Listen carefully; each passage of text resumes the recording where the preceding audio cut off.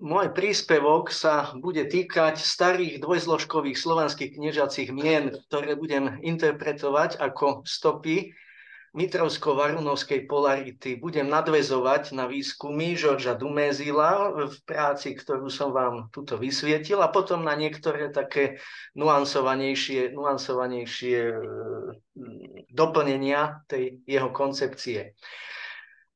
Indoeurópska trojfunkčnosť je taká základná myšlienka, s ktorou pracujú bádatelia v slavistike, ktorí nadväzujú na tie Dumézilové výskumy.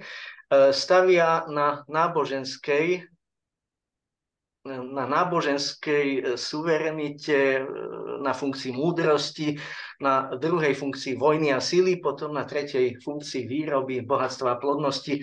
Mňa bude zaujímať tá prvá funkcia, čiže tá náboženská suverenita alebo múdrosť, ktorá podľa zistení Dumézila, potom podľa ďalších upresnení sa tak rozkladá na dve tváre, tak povediať. Jedna z nich je taká viac kozmická, viac magická a hrozná.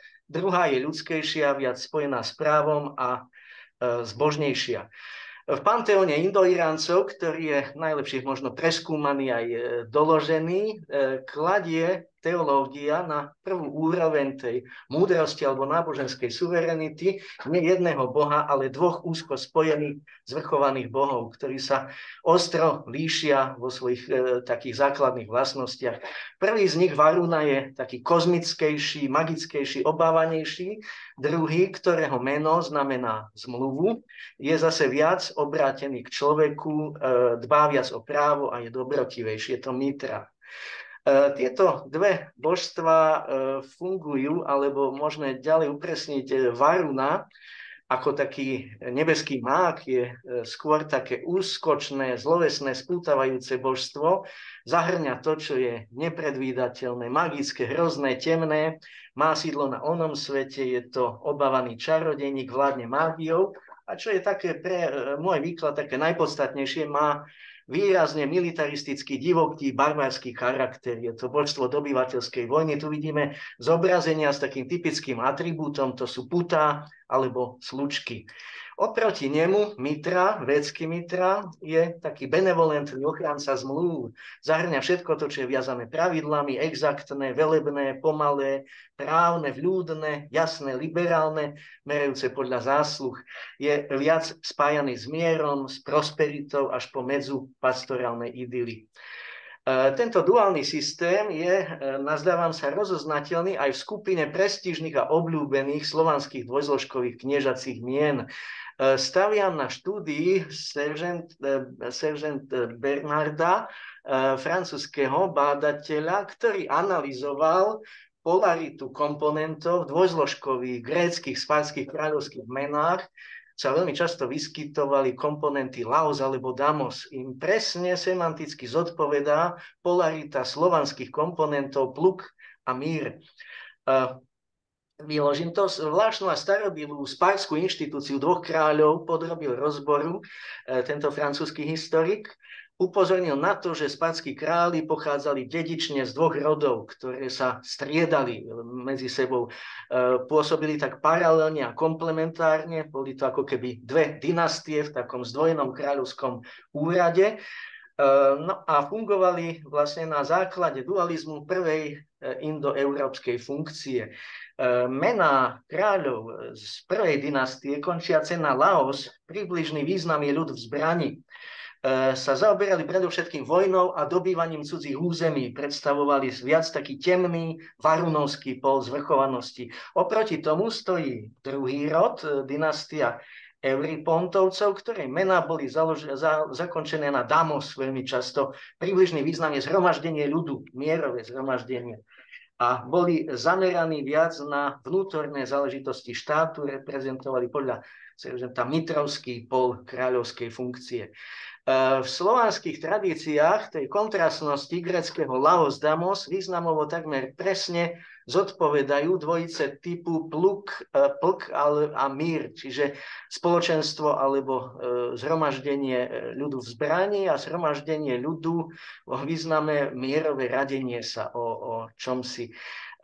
Čo sa týka vlastne tých predkresťanských dvojčlenných slovanských mien, tie sú bohato doložené v typy Sviatopolk, Jaropolk, Sviatomír, Jaromír a podobné mená. Tieto staré dvojzložkové slovanské, hlavne kniežacie mená, nazdávam sa, pravdepodobne nesú podobné stopy tejto nitrovsko-varnavskej polarity ako mená spartských kráľov. Čiže pochádzajú možno z čias, keď ešte bola uvedomovaná vlastne tá náboženská suverenita v takých dvoch tvárach, dvoch podobách. A to v tej násilníckej, magickej vojnychtivej alebo v tej mierovej láskavej. Ona sa potom mohla postupne vytratiť, ale ako taký živý odkaz, ako taká fosília by tieto mená mohli ukazovať na nejaký starobilý stav.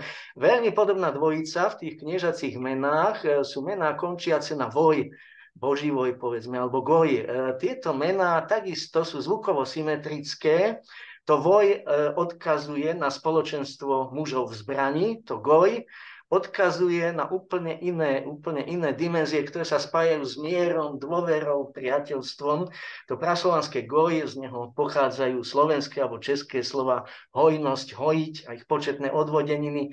Vyskytuje sa taká zvláštna zvítacia formula v ruských bylinách, ktorá používa toto slovíčko, ty goj, jesi dobrý maladec. Izgoj v ruských pamiatkách takisto je sociálny termín, označovalo osobu vyradenú zo svojej sociálnej skupiny, knieža zbavené následníctva či sedliaka, ktorý sa vykúpil z nevoľníctva. Tento koreň goj sa vyskytuje aj v starobilých formulách doložených u Slovákov alebo u Čechov, hoja, ďunďa, hoja, hoja, hoja, hoja, duli, duli, hoj, hoj.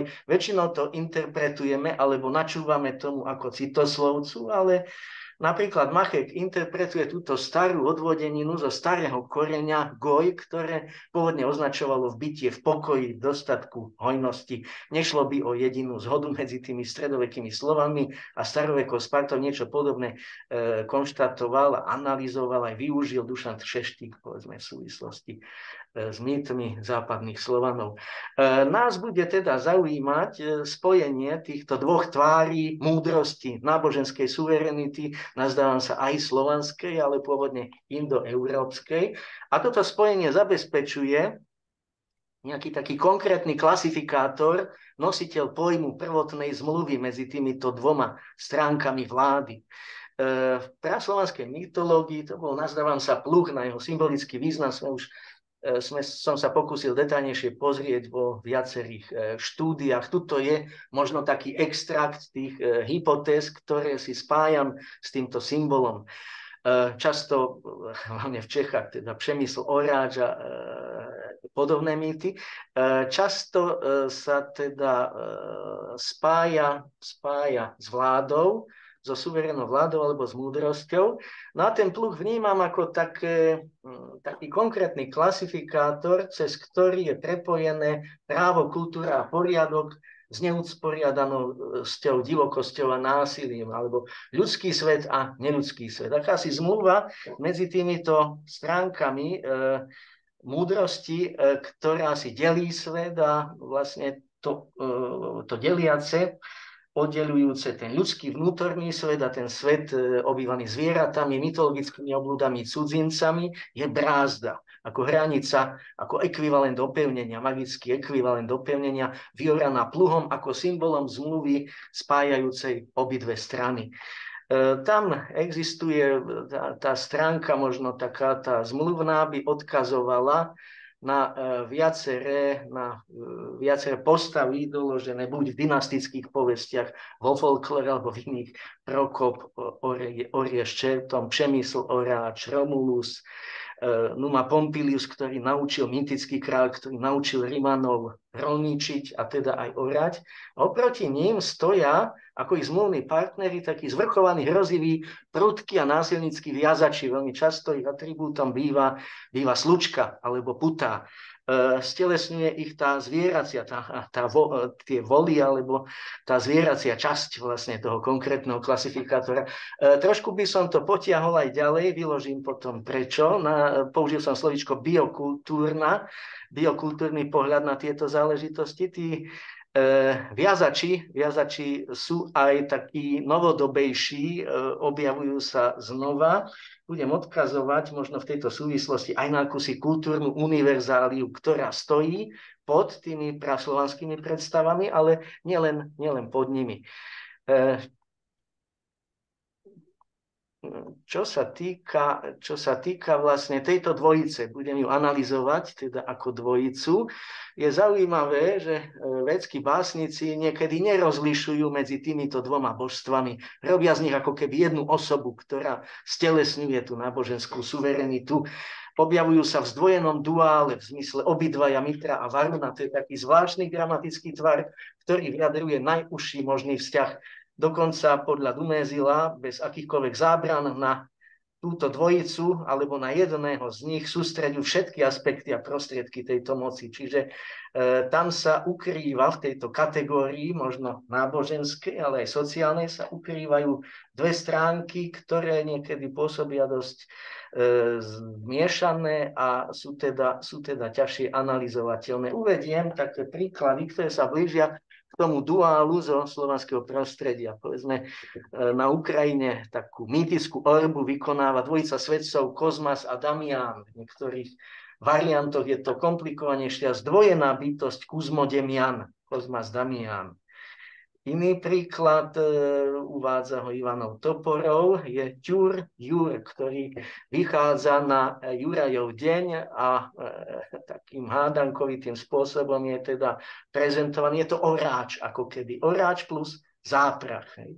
Iné verzie z ruského prostredia, alebo teda z Ukrajiny, hovoria o tom, že Jegorí zmejeborec zapriagať Nikolu, hej, náhradníka draka do pluhu a horie na ňom. Čiže tu sú jednoducho takéto dvojice, ktoré spája pluh. Pluh ako symbol zmluvy.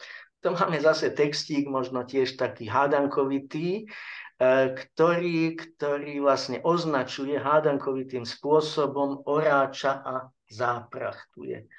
Tu jeho riešenie. Je to spřežení dvou bíku s mužem, ktorý orá. Je to z iránskeho prostredia. Niečo podobné sa vyskytuje aj v ruských bylinách, podobná dvojica Volga a Mikula. Čo sa týka tejto dvojice, jeden je skutočne taký šamanský vodca dobyvateľov. Jeho atribútom sú aj púta v iných teda bylinách, bylinných látkach.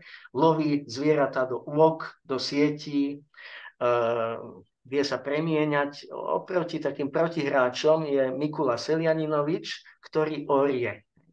Zaujímavá látka, myslím si, ktorá ich spája, tak úzko, ako keby zmluvne, túto dvojicu tých bylinných bohatierov, je bylina, kde sa hovorí, že Volga vlastne dobyvateľ odovzdáva po dobytí nejakého územia toto územie spravovať svojmu námestníkovi, čiže Mikulovi, hej, ktorý má potom vyberať dane. Mikula ako taký expert na to sociálno-vnútorné, bez násilia, a Volga alebo Volha ako taký expert na dobyvateľskú vojnu, na mágiu. Čiže právnik kontra mág.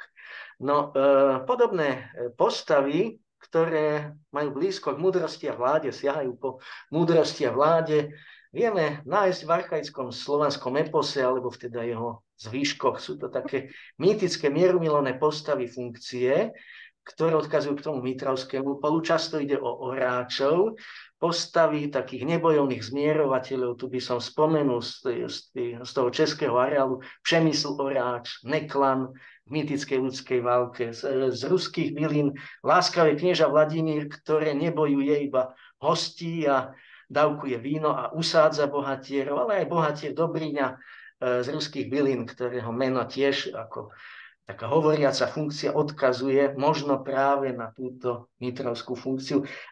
V polomýtických príbehoch o rímskej minulosti je to kráľ Numa, ktorý nasleduje po Romulovi, takom divokom, nespútanom násilníckom vládcovi. a ktorý odvráti všetok ľud od násilia a zbraní, ktorý znovu založí Rím právom, zákonmi a mravmi. Ak by sme použili starú, myslím si, že starého pôvodu slovanskú terminológiu, ten Numa musel z bojovej družiny vytvoriť mír, to mierové spoločenstvo, ktoré rokuje, zaoberá sa svojimi vnútornými vecami bez násilia. Zvláštny bohatier v ruských bylinách je Dobryňa, nemá rád zbrane, s drakom bojuje čiapkou v gréckej zemi, hej. Nápadne nerád bojuje, nerád zabíja, vyčíta svojej matke, že ho porodila nesmelého. Jeho veľkou a vzácnou prednosťou je však zdvornilosť, vežestvo, ktoré analýzuje veľmi pozorovným spôsobom dizertačná práca Iliu Lemeškina. Vežestvo ako taká vyslovene, myslím si, mitrovská vlastnosť a schopnosť. Spôsobí v bylinách so svojím zmluvným partnerom niekedy a nevie drak Gorinič paradoxne, nevždy ho zabíja. Niekedy s ním uzatvára večnú a neporučiteľnú zmluvu o rozdelení sveta na ten ľudský a ten divoký svet, potom ho prepúšťa. V niektorých variantoch bylín je dokonca krížový brat tohoto draka. Je jediný, kto dokáže bez boja, hádky a krvi preliatia vyslobodiť uväznené osoby, ktoré väzní ten drak Gorinič. Tie rozdiely medzi Mitrom a Varunom sú také univerzálnejšie a vytvárajú pevný a jasný systém protikladov. Sú preto označované ako také zásadné klasifikátory v modeli sveta vedských Indov. Tu by som doplnil možno i v tom slovanskom alebo v tom praslovanskom svete. Tá dvojnosť, párovosť je prítomná v celom rade slovanských mýtických epických textov.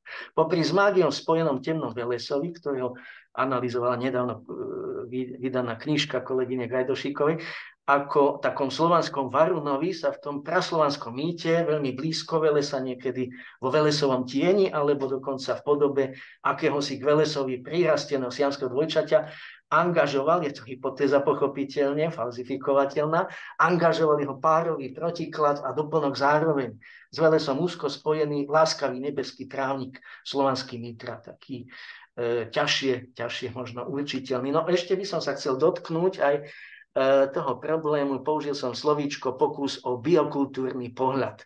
Na čom staviam? Nazdávam sa, že táto dvojnosť a táto klasifikácia múdrosti má aj akýsi taký kultúrne univerzálny podklad, vyslovene až biologický, na ktorom potom stavajú jednotlivé kultúry.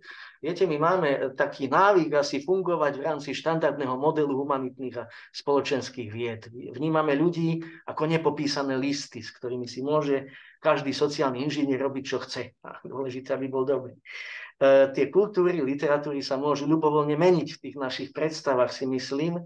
Diskurs konštruuje realitu, na tom by sa zhodla veľká časť toho nášho možno akademického univerzálneho sveta.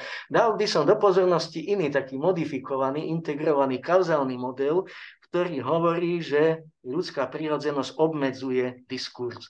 Biologicky podložené dispozície obmedzujú diskurs a to, čo by sme mali analyzovať aj v prípade tom, ktorým sa zaoberá, je analýza interakcií možno prírodou a kultúrou medzi prírodou a výchovou. Existujú teraz zaujímavé, v podstate biologicky podložené výskumy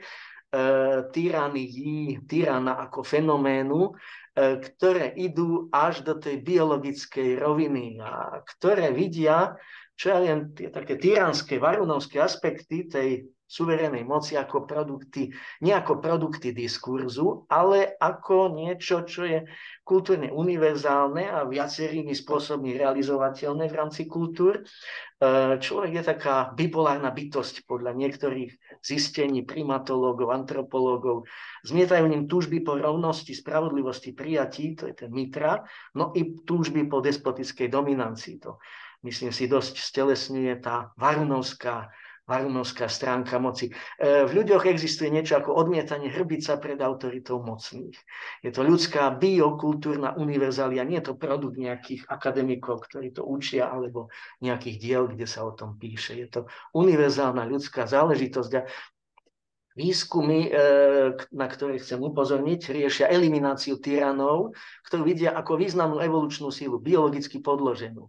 Som odkázal na antropológa Christophera Böhma. Jednoducho obmedzuje tú funkciu toho diskurzu kultúrneho a odkazuje na niečo podstatne hlbšie. V slovanských jazykoch možno na tú mitrovskú stránku tej múdrosti alebo moci odkazujú dve slova alebo dva korene, mier a jatka. Upozorňuje hlavne na koreň jat, indoiránsky, ktoré máme v množstve slov aj my. Benvenist alebo teda Toporov označuje ho za typické také mitraistické alebo mitrovské meno. Jatiť znamená umiestňovať ľudí na ich vlastné, zodpovedajúce, skutočné a správne miesto, poskytovať im uznanie, čiže nie ich zabíjať, vraždiť, ovládať. To jímať je taká stará a spoločná verzia, starý koreň, ktorý odkazuje mír jatiť, tým sa zaoberal povedzme Třeštík, ale je to doložené táto formula, mír ako mierové spoločenstvo jatiť, upravovať ho, je doložená aj Indo-Iráncov. A to jímať zaznieva v množstve veľmi dôležitých mitrovsky ladených slov, by som povedal, prijať, prijímať, priateľ, zajať, objať, najať, snem, snímať, priateľ, alebo aj jméno, povedzme, ako nejaké prijaté označenie. Zaujímavú hypotézu práve toho slovanského imena formuloval Izačenko. Predpokladal, že to praslovanské meno je odvoditeľné ako zloženina, kde jedným z koreňov to jímať, jať, brať, príjmať kohosi, príjmať cez nejaký znak. Toto sú teda veci v jazyku, ktoré si myslím majú aj biologické podložie, ale takto sa formujú kultúrne u tých alebo v tých slovanských jazykoch. No, sú výskumy, ktoré stavajú na týchto zisteniach, najmä od Christophera Böhma sa ťahajúcich, a ktoré prenášajú vlastne tieto jeho poznatky vyslovene aj do štúdia literárnych diel. Upozorňujem na ne, povedzme tu Hierarchia v knižnici alebo niektoré iné. Silne stigmatizujú tie romány, niektoré, teda všetky dominantné správanie a valorizujú také komunitárne alebo také mitrovské dispozície. No, tuto naozaj veľmi krátky odkaz na jednak literárnovedné diela, ktoré budujú na tej biokultúrnej platforme, a potom vyslovene až také biologizujúce diela, ktoré sa týkajú fenoménu tyranov a ktoré spomínajú akési obrátené pyramídy, ktoré sú ľudskou univerzáliou. Nebudem sa všetkým zaoberať, ale tá agonistická štruktúra, tá štruktúra zápasu v príbehoch, ktoré sa nám zachovali, odkazuje na antagonistov, ktorí veľmi často majú také tie varunovské vlastnosti, a potom protagonistov, ktorí vzbudzujú obdiv a sympatie, majú skôr tie mitrovské vlastnosti. Čiže je to niečo, čo môžeme hľadať aj inde. Spomenul tu kolega, keď otváral kolokvium alebo teda workshop, že by sme mali pôsobiť vo verejnom záujme. Myslím si, že ten verejný záujem, ktorý sa týka vlastne toho výskumu praslovanov, ktorý tvorí srdcovú vec mnohých, ktorí by sa radi vracať k tejto spiritualite alebo nejako aktualizovať, je vziať mýtu z rúk fašistov. Je to taká téza Marie Janion, vlastne poľskej literárnej vedkyne. A ja by som ju konkretizoval, no to my môžeme zdôrazňovať viac tú varunovskú stránku toho mýtu, alebo tú mitrovskú. Na Slovensku máme také pokusy o také varunovské aktualizácie. Už počas slovenského štátu, nebudem ich bližšie, lebo sa tu nezmestím, ale upozornil by som na veľmi podobnú štruktúru, čo ja viem, národnej symboliky Uhorska aj súčasného Maďarska, kde proti sebe stojí dobyvateľ Arpád a svätý kráľ Štefan. Ako keby mnohé tie varunovské vlastnosti sú viazané s Arpádom, so svätým kráľom Štefanom, sú viazané také mitrovské aspekty možno tej vodcovskej kráľovskej funkcie. Existuje taká zaujímavá štúdia, na ktorú by som sa odvolal, Katalín Šinková, maďarská bádateľka, ktorá hovorí, že tento dualistický charakter tých národných povedomí, aby som ho nazval, ale chápte to prosím nejako pokus, je to hypotéza, nejako pokus odkazovať k nejakému dávnoveku indoeurópskemu, ale skôr k tomu spoločnému, kultúrne univerzálnemu, sú postavy alebo sú koncepty odkazujúce na zmierenie. A sú koncepty odkazujúce na nezávislosť. Je také varunovské, povedzme Česko ako Bohemia, hľadajúca kompromis s ideológiou v Rakúsko-Uhorsku. A husitizmus v Čechách. V Poľsku to piastovské, malé, Poľsko a to jagelovské, to také veľké, možno výbojné. V Nemecku, malé Nemecko, kontra veľkonemecká ideológia. U nás sa začali formovať teraz na tejto báze, ktorá sa mi roztvára, keď aj použijem tie archaické analytické zariadenia. Idea Cyrilo-Metodská, taká viac by som povedal mitrovská, kontra idea Svätoplukovskej koruny. To sú veci, ktoré sa javia v istých dôležitých aspektoch podobne. Existuje knižka architekta ruského expanzionizmu Dugina, ktorá spomína dve verzie Putina. Lunárneho, ktorý je pragmaticky opatrný, taký skôr mitrovský, a slnečného, ktorého teraz milujú, ako píše Dugin, viac, ktorý je oddaný obnove Eurázijského impéria a konfrontácii so Západom. Čiže Varunovský pol kontra v úvodzovkách, ten taký mitrovský. Je to teda záležitosť, ktorú by som uviedol ako takú kultúrnu univerzáliu, polaritu týchto dvoch národných povedomí, dvoch národných múdrostí, nezávislosť kontra zmierenie. Tu by som skončil, aby bol priestor na diskusiu. Ďakujem za pozornosť. Tak já moc děkuji za zajímavý příspěvek. Zeptám se tady do auditoria, pokud má někdo dotaz, doručím k vám mikrofon a jenom jedna drobná věc, pokud by někdo chtěl položit dotaz z online přítomný, tak poprosím, napište je do chatu a my potom je můžeme položit. Takže tam má někdo dotaz? Jo. Chtěl jsem se zeptat na ten fenomén války. Vy ho uvádíte jako nějakou na tom chaotickém pólu, nebo na tom, ale existují i jako názory nebo teorie, že prostě válka aspoň v té archaické době byla hodně ritualizovaná, spíš jako takový právní jednání, jo, že měla plán pravidel, kdy se smí válčit a podobně. Jestli teda jako vždycky válku musíme vnímat jako chaoticky. Áno, možno sú také humanizované formy vojny, ale skôr literárne. V Mahabhárate, povedzme, tie dva rody do obedu bojujú a po obede sa navštevujú a diskutujú navzájom. Čiže to je taká kultivovaná forma vojny, ale myslím si, že skôr tá vojna má tendenciu viesť k takej jednoznačnej magickej, strašnej, násilníckej podobe. Tá kultúra z ňou chce niečo robiť. Možno ju tlačiť k tomu pólu takému v úvodzovkách ľudskejšiemu, humanistickejšiemu. Pochopiteľne existuje niečo ako spravodlivá vojna, ktorá je tematizovaná. Takisto, čo ja viem, ten Dobryňa zabíja v niektorých verziách toho Zmeja, Goriniča, toho svojho krížového brata. Čiže je to záležitosť určite, ktorá sa pohybuje na škále. Nie A alebo B, ale medzi A a B. Tak nejako sa mi to javí. Ďakujem.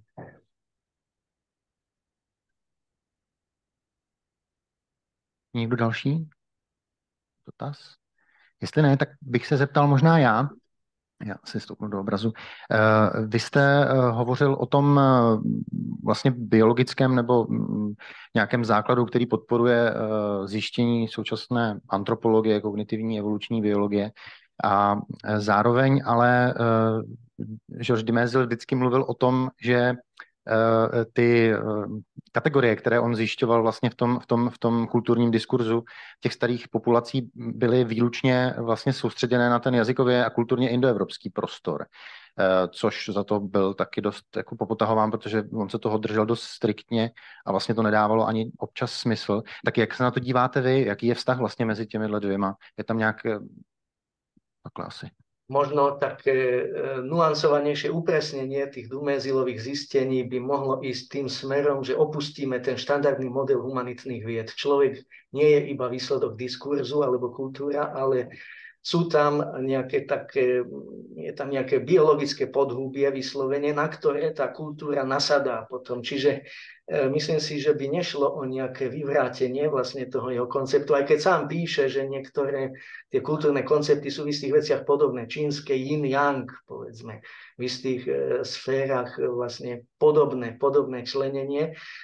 Pre mňa je to nová vec, no podávam to ako hypotézu, nie svoju, a javí sa mi ako produktívna, povedzme, aj v literárnej vede, no, kde sú tematizované konflikty a skutočne veľmi tí protagonisti a antagonisti, tí protagonisti majú veľmi často také tie mitrovské vlastnosti. A tí antagonisti to sú tí takí násilníci, ktorí sa vymknú tej sile diskurzu a no, skôr sa dajú vtesnať k tomu varnovskému polu. Používal by som termín ten biokultúrny pohľad.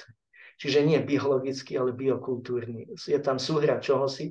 Pre mňa zaujímavá vec, lebo sa mi javilo, kedy ten svätý Štefan, dobyvateľ Arpád, ako keby tí starí Maďari alebo to staré Uhorsko prevzalo nejakú slovanskú ideológiu týchto múdrych a vládnúcich postav. Ale teraz sa mi to javí, že to môže byť úplne kultúrna univerzália.